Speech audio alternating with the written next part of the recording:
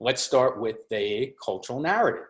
So I'm not going to go through all this because it'll take too much time, but this is where we were in the beginning. I would say the turning point was here a month ago, where people had to pay their rents. This was the week where the Surgeon General said that it would be the worst week since Pearl Harbor. I don't know if he's right. It seems to be getting worse and worse. The week after, I called it the road to new normalcy or the new anxiety, because normalcy used to be exciting and that's what we wanted, but we're all feeling anxiety going through it. And then last week, I called it the Tale of Two Cities. And the reason why is because obviously that was hearkening back to Charles Dickens' book, Tales of Two Cities. But we had this last week. The zeitgeist of last week was this divide between those who didn't want to go back to work and those who did.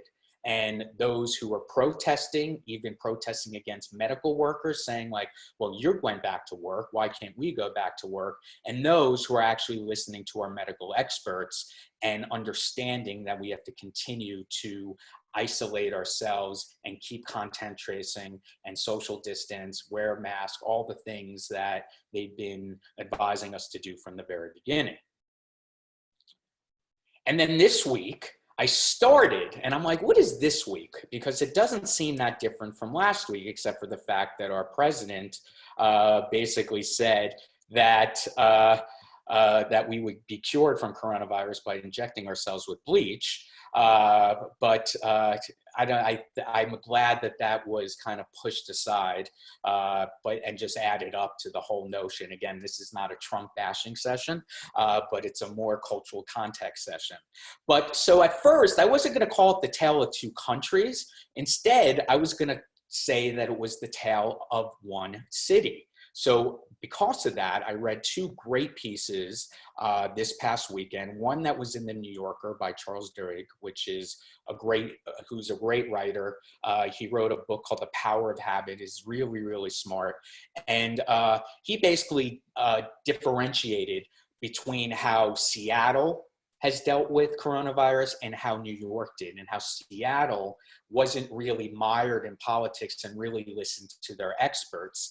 And then in the New York Times on Sunday, you had Bret Stephens, the opinion columnist, who basically said, even though he's a New Yorker, the rest of the country should not think about why they shouldn't basically model what they're doing in terms of how we are in New York City. I'm from New York. I live in Connecticut. So yes, New York is a mess, but why does the rest of the country have to abide by New York's rules in terms of, quarantining ourselves? So I thought that the theme should be the tale of one city. But then after listening to all the tech earnings, and for those of you who aren't following finance, this week is the week that all the tech companies are going to be releasing their earnings. Google, Microsoft, Facebook, Qualcomm, Apple, Amazon, and Twitter.